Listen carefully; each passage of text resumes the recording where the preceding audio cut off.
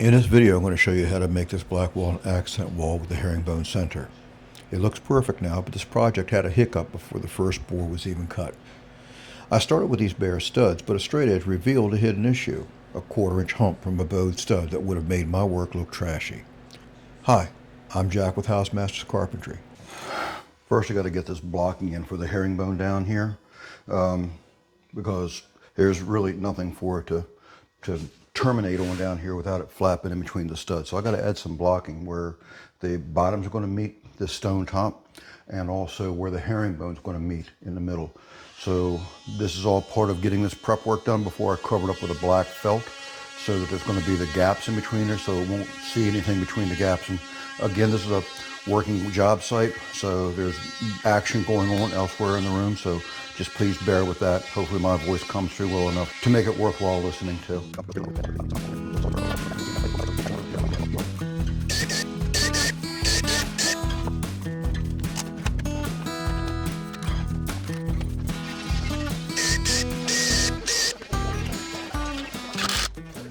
This stud's got a bow in it. I can fix it pretty easily, but just by not cutting the face of the stud back, but taking out a couple of blocks. This is what I do when it's a non-bearing wall. A long cut with my skill saw, start from here and cut down a real long cut and leave about 1 inch for a hinge. Drywall screws into the face of it, and that kerf will allow that to pull that back into a straight line. So I can fix that.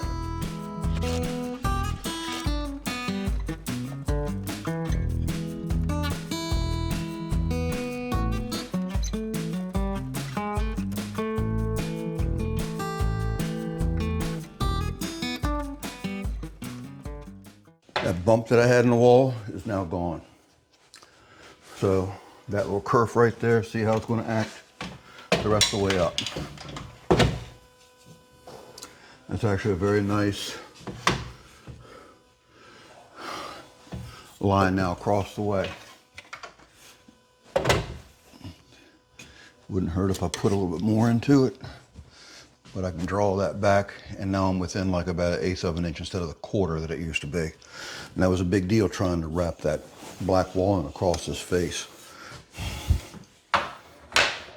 Stuff really doesn't like bending all that much, so I felt it was necessary to do it.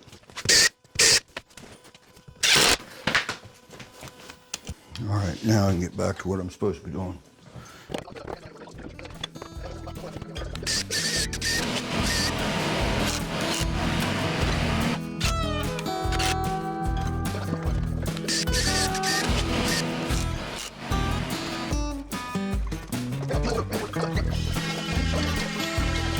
The black cloth that I'm applying over the framing is a weed barrier for landscape work.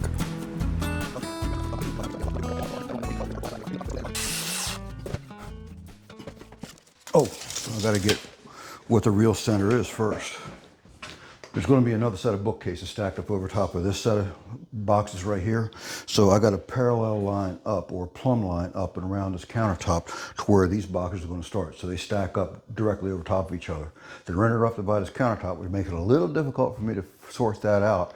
But with a laser line set up over there, perpendicular to the face of the cabinet, I can then get a line transferred back over here and mark it with blue tape, and that'll get my projector and how far this paneling is going to stick over this edge, so that when they do get the cabinet in, all they got to do is just bump my finish that I put up here. Okay, there's my line for the outside of the cabinet. So I'm going to take some of this tape and mark it,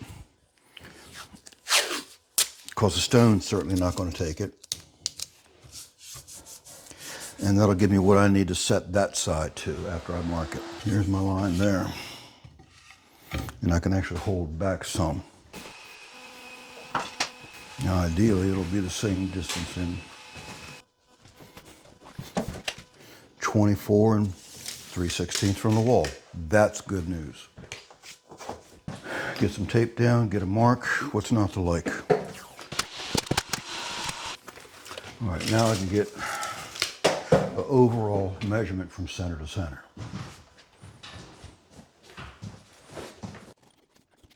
All right, my overall is 71 1/4, so that's 3/4 shy of 6 foot, which means it's 3/8 shy of 3 foot.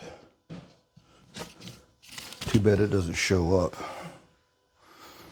Let's see if a magic marker will show up on this. Barely. Better than a pencil. Better than a pencil does. And get that mark transferred to the ceiling, or to the wall close to the ceiling.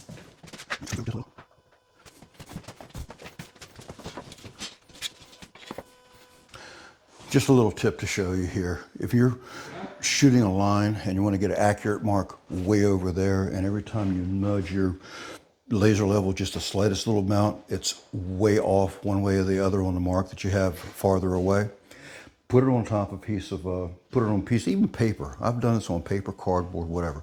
But put it on the end of a piece of something. Like this, I got a piece of plywood. And that'll act as a lever. And that way you can move that lever that little bit and get that laser level to move just the slightest bit. And that will put you right on the mark every time.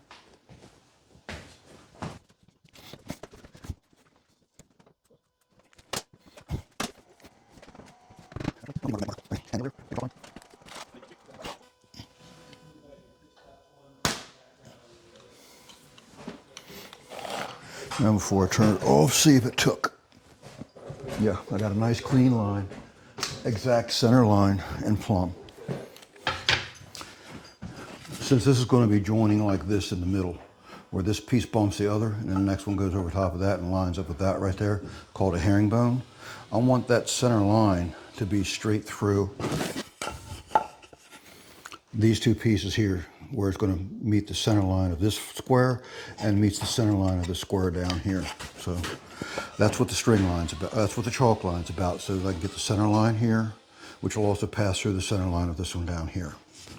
So I'm going to lay that out and actually mark these to where there's a center line. One more thing I need to check is where this is going to schedule out all the way down to the bottom. Once I determine where this piece is going to start at, if I just simply touch this with the ceiling, and then everything's a horizontal cut from there, but everything butts into it from there, then we'll see. Actually, I already know this much. I have a 73-inch rise. If I go over to the wall that I've already done over here and hook this tape on the first full piece, if I can do it, yep, right there, and measure down 73 inches,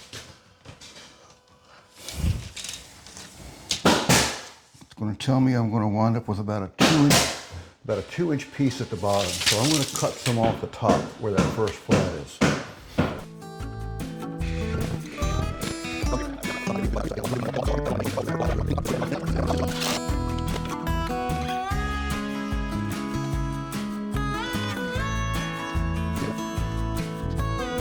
The nails that I'm using to make the gaps are 4-penny nails. A nail that's 1.5 inches long and about 1/16 of an inch in diameter. You can use larger nails if you want to create a larger gap, but this is what I felt was the right gap to go in between these pieces to help maintain the look that I wanted to make.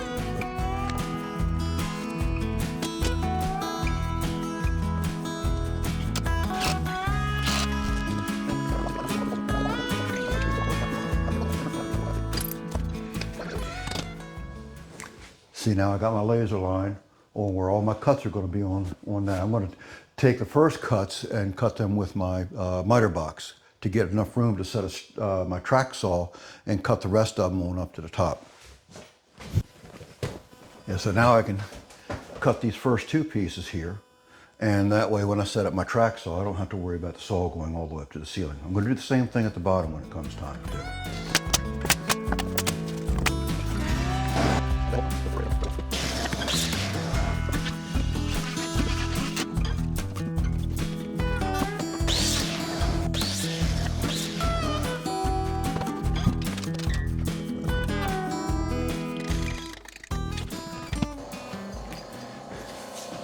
I kind of hurt myself a little bit on when I shifted that over that little bit to save a 2-inch block from down below. I don't have a 2-inch block, but it's still more than still less than what I really want to put a bunch of nails into to hold in place. So what I'm going to do is glue this to the piece up there, and I'm going to saw curve that reveal line that's in between. It's about a saw blade width, so that'll help join this one together to the one that's up there. I'm going to let them dry for a while I'm working on the bottom half. And See if my idea pans out. I got a little bit of glue oozing out. That tells me I like it. Enough glue in there. I'm just going to tape it in place. I'm going to come back after a couple of hours and that'll be well enough to handle.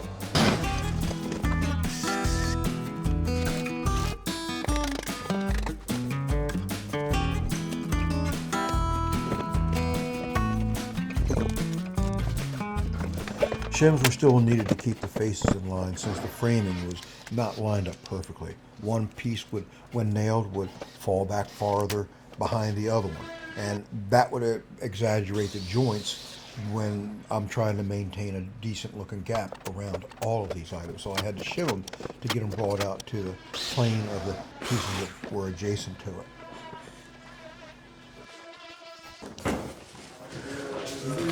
Just in case if you're wondering what I'm doing, I made a template, as you can see, where the outlet goes, and I have an offset of 9 13/16 to the piece that it butts up to about right there. So all I need to do is just simply lay this over top of my piece that's going up, trace the hole, and it's accurate.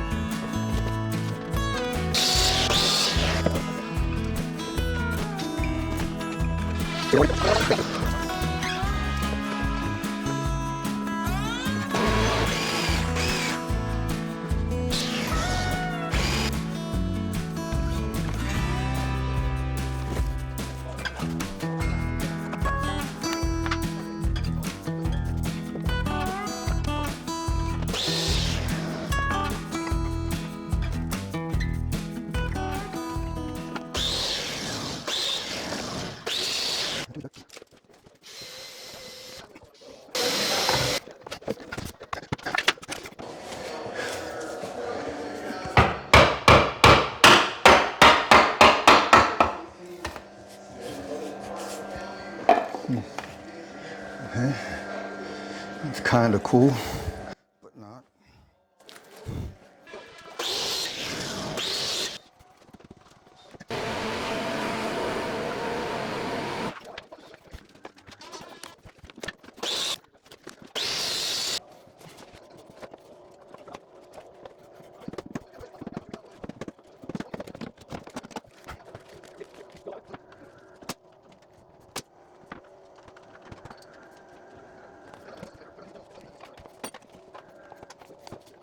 The only thing I don't like is how, I'll tell you what, now that I can run along a nail, send it up about 6 inches up in the air until it loses that nail right there.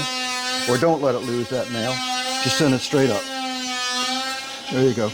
And I'm going to put a nail right there. Okay, everything is as it should be. Good. All right, flame on. I'm going to pull that one nail and let it drop down to the next. Okay. There you go. Okay, that's all it needs to do. Yep. Everything should be golden. And that's not too bad.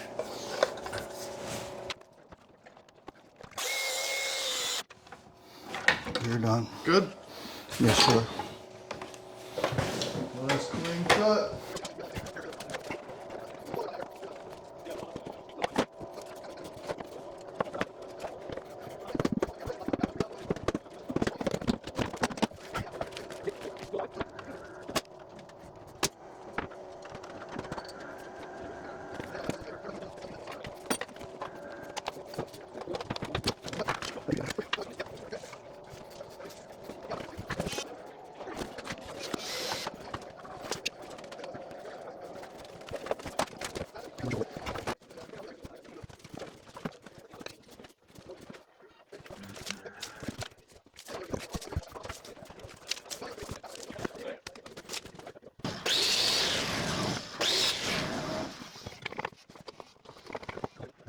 That planer came down and blew off the corners. This little wedge-shaped piece, so I got to glue that up in there now, and I got 2 of them like that. I think I have them handy.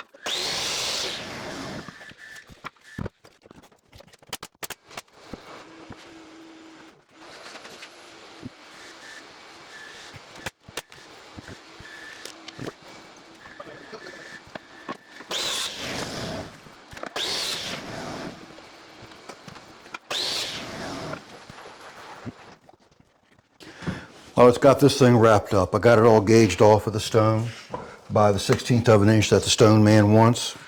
And everything's all nailed up good. Everything's nice and uniform in the gap. And I'll give you a close up here in a little bit. But I'll give you a close up now. So that's what we got there.